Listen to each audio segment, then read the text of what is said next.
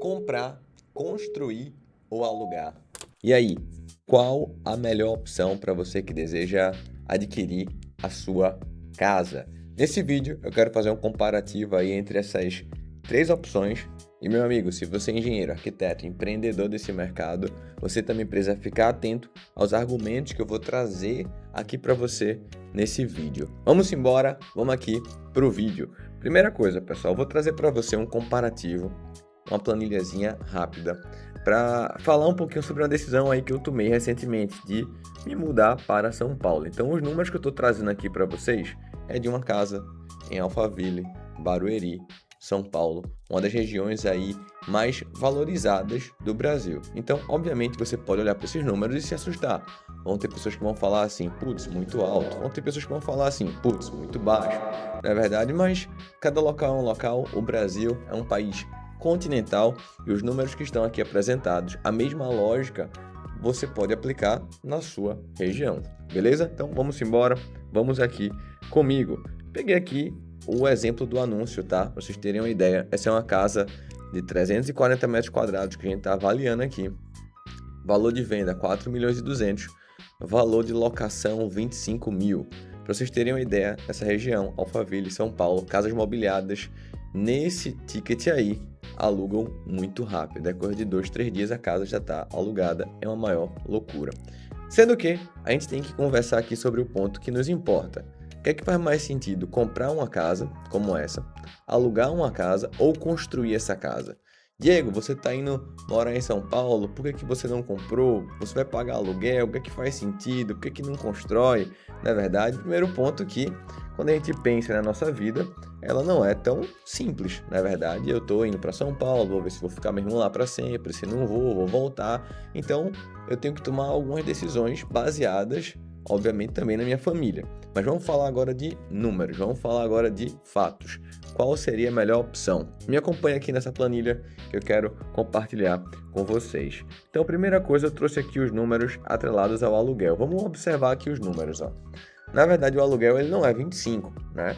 É 23, 500 de IPTU, 1.500 de condomínio. Isso aqui é um primeiro ponto interessante, porque quando a gente pensa em ter um imóvel, em ter um patrimônio, e a gente sabe que adquirindo esse patrimônio, a gente depois pode locar, por exemplo, esse patrimônio, como eu estou aqui fazendo de alguém, na verdade, a gente tem apenas uma pequena parte do aluguel aqui sendo perdida. Ó, R$500 de condomínio, um valor baixo, né? E R$1.500 de condomínio e 500 de IPTU. Se você olha por outro lado, por exemplo, apartamento. Aqui eu moro em Recife, né? Um apartamento aqui, normalmente o condomínio vai estar entre 1.000, 1.500, às vezes até R$2.000. E você não vai alugar um apartamento por 23 mil. Então é muito comum você encontrar apartamentos aqui na cidade, onde o aluguel é 4, 5, 6, já com um condomínio. E o condomínio é 1.500, 2.000 e tira praticamente toda a margem do aluguel, da rentabilidade. O que sobra de fato líquido para o aluguel é muito pequeno, não é verdade? Às vezes é metade aluguel, metade condomínio, para vocês terem noção. Então, isso já entra como ponto inteligente e ponto favorável para aqueles que gostam de comprar para alugar ou que gostam de construir para alugar. O mercado de casas vai acabar te trazendo uma rentabilidade maior que o normal, vocês vão estar observando aqui, pelo motivo que é bem simples. Os condomínios, eles de casas são muito mais baratos do que os condomínios de prédio, na verdade. Tem muito mais lote, tem muito mais casa. Um condomínio de casa como esse aqui, você tem aula de natação para o seu filho, você tem judô, você tem balé, você tem N coisas, inclusive inclusas, né? Onde quando você vai para um condomínio de um prédio, você não tem nada. Vocês sabem disso, não precisa ficar falando. Então, vamos analisar agora a possibilidade de compra. Então, eu vou trazer aqui para vocês, ó, compra. Vamos observar aqui. Eu trouxe aqui para vocês a questão da rentabilidade, né? Então, se eu estivesse comprando esse imóvel e colocando para alugar, quanto é que eu iria pagar? Então, aqui 840 mil é o que, pessoal? É 20% da entrada. Então, se eu for comprar esse imóvel, 4 milhões e 200, eu tenho que dar 20% de entrada. Isso é algo que vai ter que existir, 840 mil, teria que se descapitalizar. E eu já busquei aqui o financiamento, a parcela, para vocês terem uma ideia, seria de R$31 mil. E aí você para e pensa, né? Pô, é melhor pagar um aluguel de 25 mil ou pagar um aluguel de 30, ou comprar e pagar um financiamento, uma parcela de 31 mil, né? Existem prós, existem contras. O ponto é, como eu não sei se eu vou morar em São Paulo eternamente, e se eu fosse morar, acho que não moraria eternamente também nessa casa, não faz sentido para mim comprá-la, e ainda mais tendo que me descapitalizar em 840 mil, fora a questão das taxas, né? Mas a gente vai analisar agora o que a gente chama de construção. Vamos observar aqui também o modelo construção. Construção, a gente já vai ter um outro cenário, vê que interessante. Construção, a gente precisa trabalhar com 20%, mas não é 20% da casa, é 20% do lote. Olha aí. E todo o restante ali vai ser financiado, o que vai trazer para você uma parcela de 22 mil. Inclusive uma parcela menor do que o seu próprio aluguel. Na verdade, o aluguel é 23 aqui, um exemplo. E a gente ainda tem um cenário que é IPTU e condomínio. Então, essa sominha aqui daria 24. Uma coisa que também é interessante a gente pensar. Geralmente, a gente só olha para esse cenário no tocante ao hoje. Sendo que o aluguel, ele com o tempo, ele vai aumentando. Você sabe, ele é corrigido pelo IGPM. Às vezes, a galera atrela algum outro tipo de índice. Mas esse aluguel, ele vai aumentando, na verdade. E o financiamento, a gente tem dois modelos. A gente tem o modelo Price e o modelo SAC. O SAC é decrescente, ele vai reduzindo. Ou o Price, ele é constante. E isso também é interessante, porque quando você olha daqui a 30 anos, por exemplo, uma parcela que você paga de 10 mil, 15 mil, 20 mil, hoje não é a mesma coisa que há 30 anos. Por isso que tem muita gente aí que tem financiamento na família, né? Por exemplo, meu pai tem um financiamento que ele paga há 20 anos. E ele, hoje paga rindo, né? Ele fala, Diego, eu pago, sei lá, 500 reais de parcela. É engraçado, debita lá na minha conta, eu nem sei o que tô pagando. Sendo que quando foi há 20 anos atrás, que ele pagava os mesmos 500 reais, ele fica, putz, 500 reais era muito dinheiro, né? Eu pagava 500 reais, Diego, era, sei lá, um salário, 2 salários, era muita grana. Então, assim, tem esse fenômeno que geralmente as pessoas não estão observando. E por isso, eu trouxe aqui para vocês o restante do comparativo para a gente poder entender e observar aqui o cenário como um todo. Então, deixa eu trazer aqui a cor, deixa eu botar aqui a cor para a gente observar. Então, casa para venda. Essa casa tem 340 metros quadrados, como vocês viram, e ela está sendo comercializada a 12 mil reais o metro quadrado. Então, esse é o preço de venda da casa. Rapidinho, dividir aqui o preço pelo tamanho, 12.352 um metro quadrado. Beleza? Por outro lado, se a gente pensa em construir essa casa, tá? Eu estou trazendo aqui os números para vocês. Vamos majorar, vamos deixar um pouquinho mais caro, até porque se você para observar essa casa, ela tem um certo tempo, então a pessoa não construiu pelo preço que a gente construiria hoje. Na verdade, com o tempo também os insumos vão aumentando, a casa vai valorizando. Muito provavelmente essa pessoa até fez essa construção financiada, ela paga muito menos do que isso aqui de parcela, né? Mas vamos aqui observar, 340 metros quadrados, 5 mil reais o metro quadrado, acabamento médio-alto, lá em Alphaville, Barueri, 1.700.000 para construir essa casa, tá?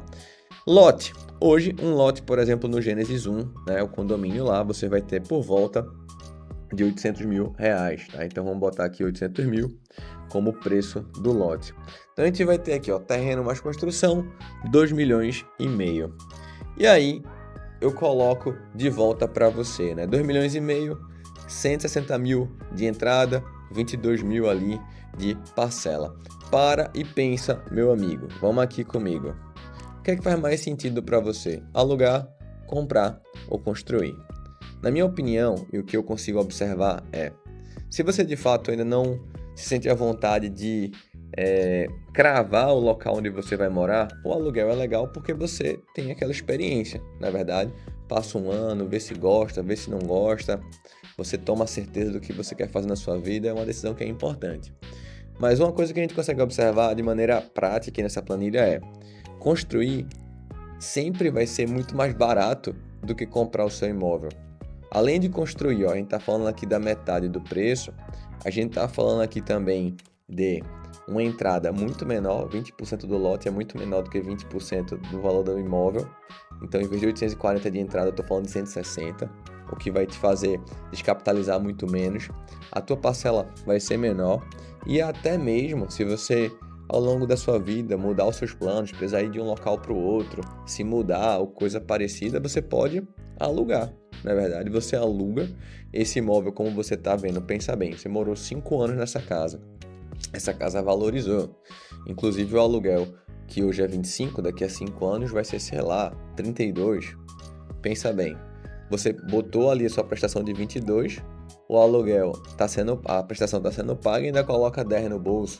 Na verdade, isso, por exemplo, aconteceu comigo ao ir para São Paulo, né? Eu moro aqui num apartamento em Recife, pertinho da praia. Esse apartamento eu comprei na pandemia, comprei super bem, reformei legal, estou alugando. Esse aluguel, ele paga a minha parcela de financiamento e ainda sobra dinheiro, ainda deixa dinheiro em caixa. Então, assim, é algo que as pessoas não observam, né? Tem uma frase de um amigo meu que ele fala, eu gosto muito, que é: o lucro é na compra. E, de fato, se você já faz a compra do imóvel valorizado, você perde esse gap. Óbvio que ao longo dos anos isso vai se diluindo, ao longo dos anos a casa vai valorizando, ao longo dos anos essa diferença da parcela aqui de 31 mil vai acabar não existindo mais, porque a casa vai ficando mais cara, isso é um fato, não é verdade? Mas quando você constrói, você vai investe aí um ano para construir uma casa dessa, 1 ano e meio para você construir essa casa, você tem um retorno ao longo da sua vida que é muito bom. Fora que, se você vender essa casa, a pessoa construir com 2,5 milhões, vamos supor, gastasse 3 milhões para construir essa casa, né? Deixar do jeito que está lá, ela vendesse barato a 4 milhões, né? Dando um desconto, a gente está falando de botar 1 milhão no bolso em 1 ano e meio de trabalho, né? Quantos de nós consegue ter um resultado como esse, líquido, trabalhando? Na verdade, são pouquíssimas as pessoas. Então, assim, eu já convido você a entender um pouco mais sobre o modelo de negócio de Minha Casa Financiada, entender como você consegue colocar isso, adequar a sua vida ao local onde você está. Óbvio que os números que eu trouxe aqui é a realidade de São Paulo, Alphaville, uma das regiões mais prósperas do Brasil, mas você pode estar fazendo o mesmo na sua região. Na verdade, você não é obrigado a fazer uma casa de 4 milhões, mas você pode fazer uma casa de 500 mil, 600 mil, 1 milhão e ter o mesmo resultado. Beleza? O link está aqui abaixo. Deixei uma aula, um treinamento gratuito para vocês. Corre e acessa lá. Vamos que vamos construir o Brasil.